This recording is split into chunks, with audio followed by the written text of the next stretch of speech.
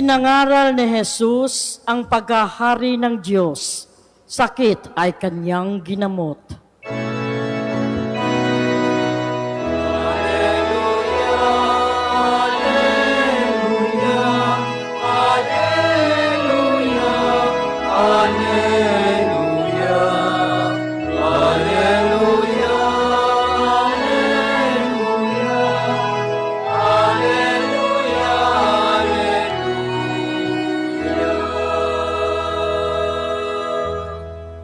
Sumainyo ang Panginoon. At sumaiyo rin. Ang mabuting balita ng Panginoon ayon kay San Mateo. Papuri sa iyo, Panginoon. Noong panahong iyon, nabalitaan ni Jesus na ibinilanggo si Juan, kaya't bumalik siya sa Galilea. Ngunit hindi na siya sa Nazaret na nirahan, kundi sa Capernaum. Ang bayang ito'y nasa baybayin ng lawa ng Galilea, sa mga hangganan ng Zabulon at Neftali. Sa gayoy, natupad ang sinabi ni Propeta Isaías, ang lupain ng Zabulon at lupain ng Neftali, daanan sa gawing dagat, sa ibayo ng Jordan, Galilea ng mga hintil. Itong bayang nag-apuhap sa gitna ng kadiliman, sa wakas ay nakakita ng maningning niyang ilaw.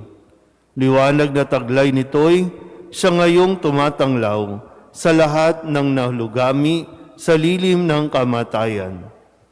Magmula noon ay nangaral na si Jesus.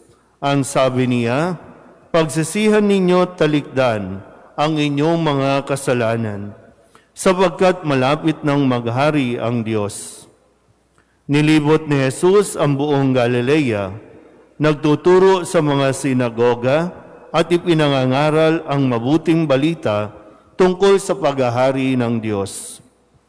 Pinagaling din niya ang mga tao sa kanilang mga sakit at karamdaman. Siya'y nabantog sa buong Syria, kaya't dinadala sa kanya ang lahat ng may sakit at mga pinahihirapan ng iba't ibang karamdaman, mga inaalihan ng mga demonyo, mga himatayin, mga paralitiko. Silang lahat ay kanyang pinagaling at sinundan siya ng napakaraming tao buhat sa Galilea, Decapolis, Jerusalem, Judea at maging sa ibayo ng Jordan. Ang mabuting balita ng Panginoon. Pinupuri ka namin, Panginoong Hesukristo. Isang magandang gabi po sa inyong lahat. Ngayon po ay Lunes, kasunod ng pagdiriwang natin ng Epifanya o pagpapakita ng Panginoon.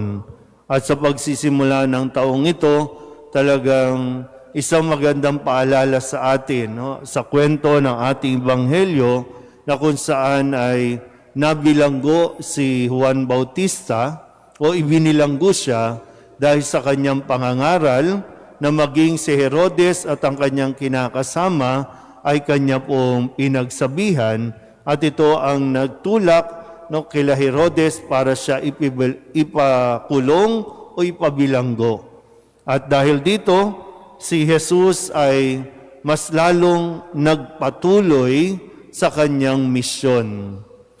Kung napigilan o na para pansamantala na natigilan si Juan Bautista sa kanyang pangangaral, ito naman ay nagtulak kay Jesus para mas lalo niyang pag-ibayuhin na ituloy ang misyon na ito.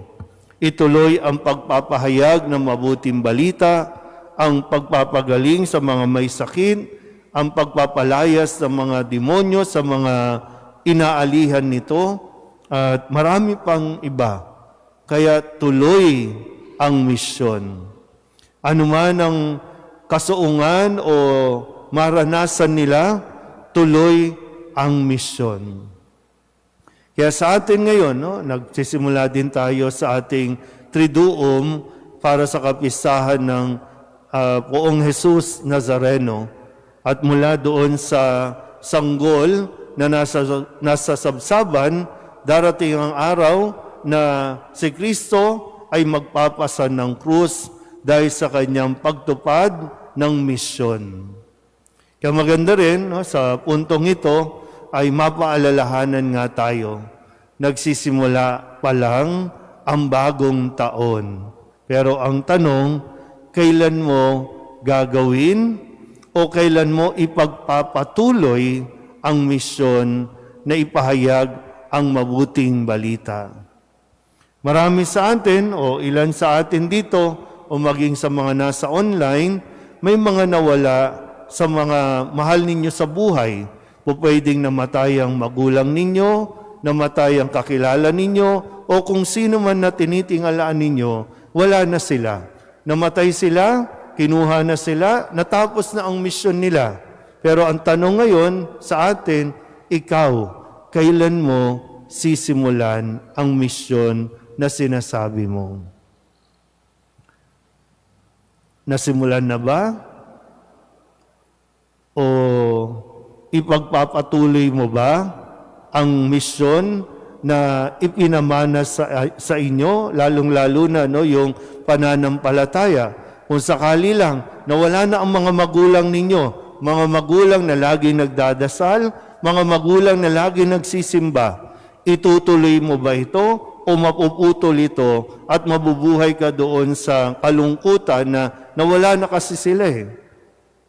Kaya nga dito sa halimbawa ni Jesus, hindi porket nakulong ang kanyang pinsan na si Juan Bautista, titigil na rin siya, kundi lalo pa niyang ipinagpatuloy ang misyon na ito. Dahil ang bawat isa sa atin ay mayroong bahagi sa misyon ng kaligtasan. Lagi niyo pong sinasabi, no? Kapag pinag-uusapan natin ang oras ng kamatayan, ang lagi niyong sinasabi ay, huwag muna, dahil mayroon pa akong misyon. Kaya nga ang tanong, ulitin ko, nasimulan mo na ba ang misyon na yan? O hanggang ngayon nakatulala ka pa rin? Hanggang ngayon ay naghihintay ka pa rin?